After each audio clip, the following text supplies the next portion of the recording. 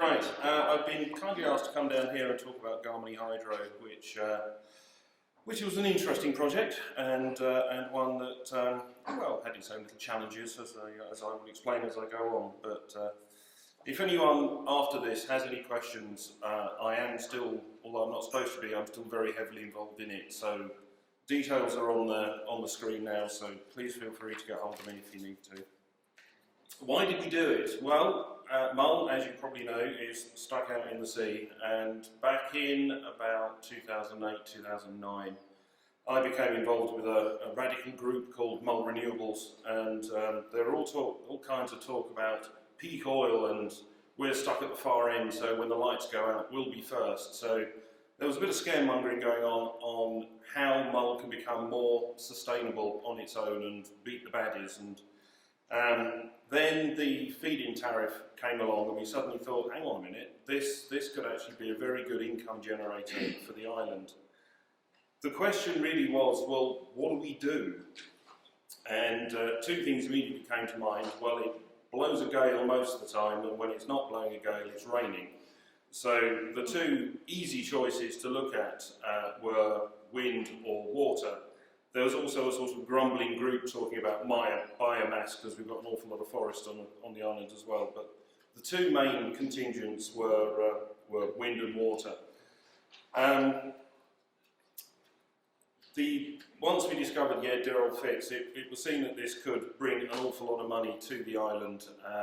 So we managed to get some funding for, I think it was Baby Hydro, to come to the island and basically drive around and have a look at hills and streams and rivers and things and say which sites would be the best sites to do it. And bearing in mind this was back in 2010, they found 6 sites for hydro and 2 sites for wind. And at that stage we could go to the community and say, right folks, what do you want us to do?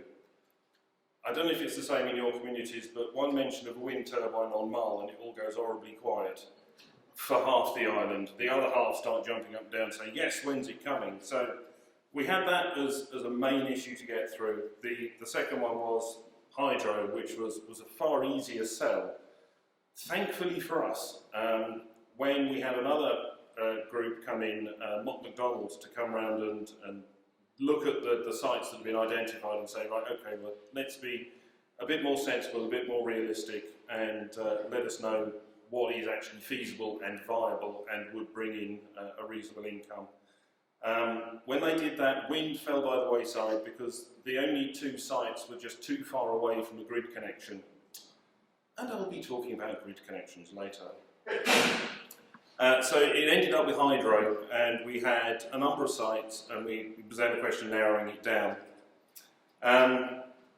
It being our first attempt, and being the radical bunch that we were, sanity took over, and we said, right, try and keep the scheme as simple as we could.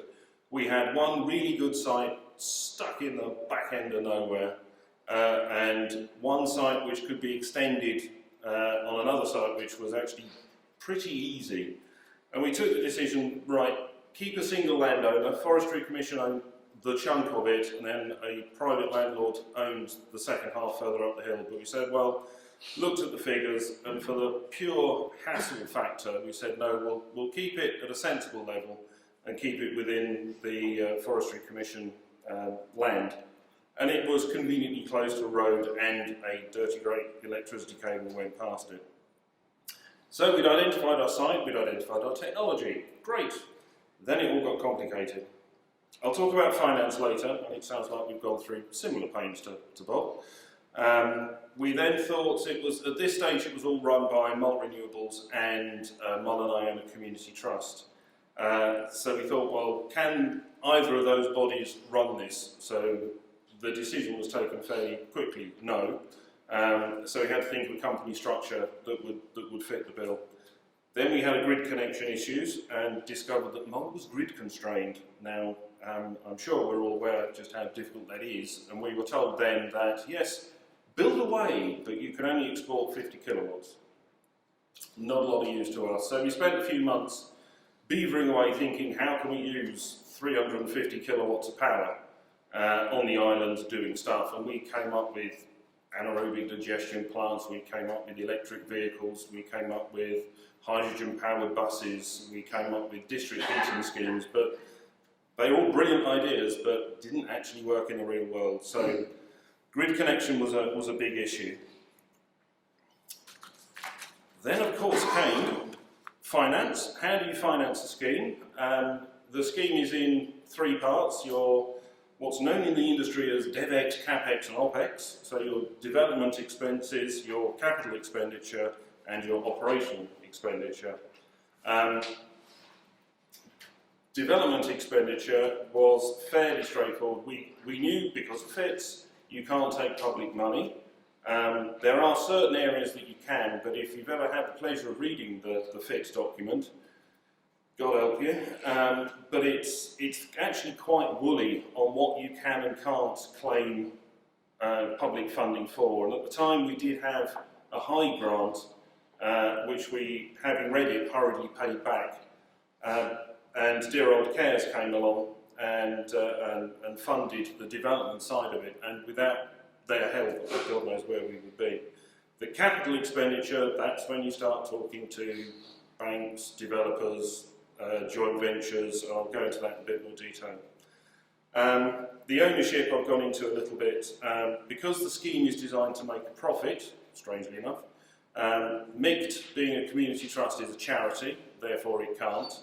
And Mull Renewables, at the time, there was no way they could do anything quite so intricate as that. So we knew we had to do something like it. Plus also, and it's worth remembering that we're creating a thing called the Waterfall Fund, which I'll go into. But that is a body where community groups can apply for funding. Now, the Community Trust might be one of those bodies going to there for funding, so there was an amazing clash of interests. So we knew that we would need a completely independent organisation to run this, which is, again, why we went down that route. When you have your scoping done, you will hopefully end up with a whopping great document called your environmental statement.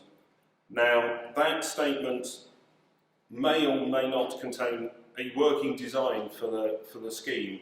We made the mistake at that stage of saying, great, we've got a design, go for planning, go for everything else, we've got a scheme, right, go.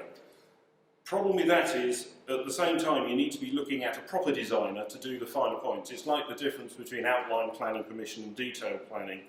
So we had an approximate design. So, where are we? We then had to move on to finding a proper designer. The risk is, if you've gone through planning with your initial design, your designer might design it slightly differently, which is what they did with us. And we had to go through the whole thing again, which puts in considerable delay and some additional expense as well. Legals, I heard Bob talk about, I think just as I arrived, Public Contract Scotland. You think, right, and all we put in for legal advice was for negotiating the lease with the Forestry Commission. Fairly straightforward piece of work. We had 11 respondents, price varying between £3,000 and £20,000.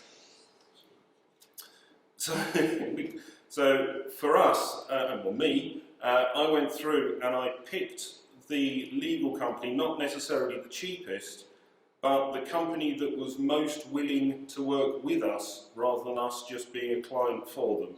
So the company we went for, Anderson Strathern, I would thoroughly recommend them. The guy I worked with does not sleep. And when push came to shove later on in the project, I was so grateful that he was so willing to take the extra step and work much more with us than just, right, you're that number, okay, that's what we do next. Designer, again, it's a tricky one.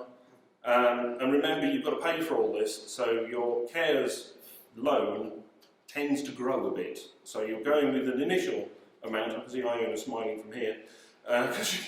She went through the pain with us, and I think ours certainly grew over the course of the project. So yeah, you need to tender for your designer, tender for your legal company as well. But again, we had 3 designers come to us. They all presented, and again, we went with the designer who, is that 5 minutes gone or 5 minutes to go? Oh, right. So yes, we've done all that. The turbine, and I guess it's the same with the wind turbine as well, they are fiendishly expensive and they are on an incredible lead time, and you have to put 50% of it down to start with. Right, get a wiggle on. Yeah. Timing, I wanted to spend a little bit of time on, not much. There's all sorts of chaos going on within the feed-in tariff approvals at the moment. When we did it, we had to, you needed your planning permission, your SEPA extraction license and your grid connection. Although we had a woolly grid connection, it kind of worked. The problem is, when you pre-accredit, you've got 2 years on a hydro scheme. 2 years? Ha! That's not long. I think there is wiggle room now if you are running into trouble towards the end, you can extend it, but when we did it, we couldn't. And in that 2 years, you've got to raise finance, you've got to order your turbine, you've got to get through planning, you've got to build it, you've got to get your grid connection done, and you've got to get commissioned. But all this time, your FITS is dropping, and that's your community benefit, and probably the worst is it's your credibility with your finance. So please be very careful, and it is a very difficult balance to take, but don't jump too early. I'll abandon that, and probably gone through it anyway. Legal forms, all sorts, limited company, community interest companies, and both of those can be limited by guarantee or shares. We had to have a structure that we could raise capital, sell shares, do something. We went with what was then the Industrial and Providence Society, is now the Community Benefit Society. If you do go down that route, it is very easy to set up, it's very easy to sell shares because they're not your average shares. You don't need to float on the stock exchange, and you don't need to have your prospectus authorised by an approved person. So in the long run, it is a lot better. We launched in November 13. I wouldn't recommend launching in November because come January nobody's got any money. But thankfully, with a lot of banging of heads and press coverage, and we did raise the amount that we needed to raise. Your commercial finance options, you've got your normal banks. Well, I say normal in inverted commas. When we did it, this is going back to 2012-13, there weren't any. Triados, we were too small, Co-op was in meltdown, and there were only a number, the other high street banks just did not understand. So we did end up with a bank. I wouldn't recommend them, but that's just me. They wouldn't lend the whole amount to us, and everybody we spoke to said, you've got to raise between 20 and 30% of this yourself. Our scheme was due to cost about 1.3 million, so we had to raise considerable funds. The standard rate we were offered by banks was about 7%, plus arrangement fees, plus due diligence, plus you pay their legal fees as well. If I said, I think we have spent probably around about £50,000 on legal fees, that kind of shows you what you're looking at. For the bank, it was 27,000 plus VAT.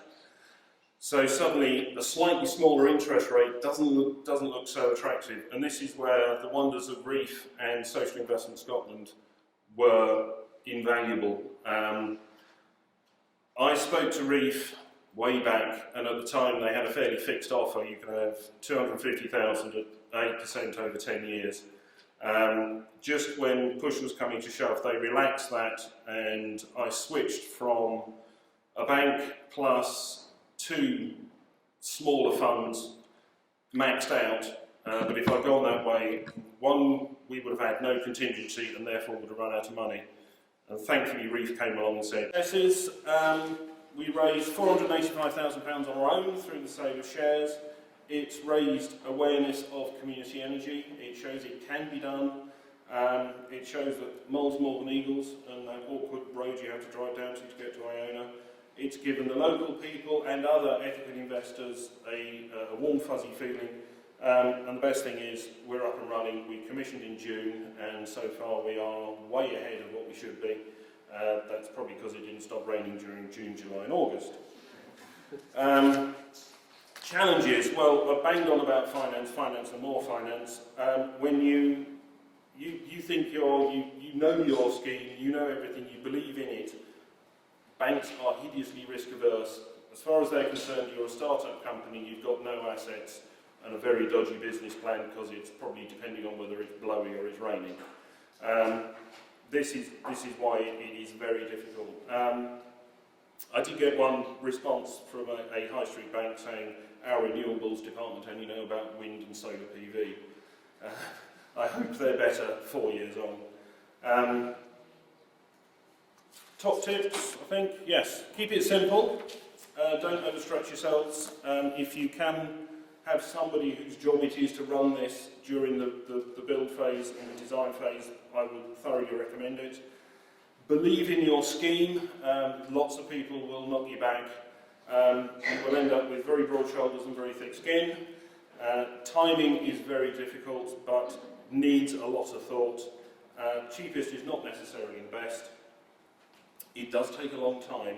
And one thing which I would thoroughly advise, when it's up and running and you have your first general meeting or you go to the opening of your turbine house and you see the thing running, just stand back for a minute and just think, yes.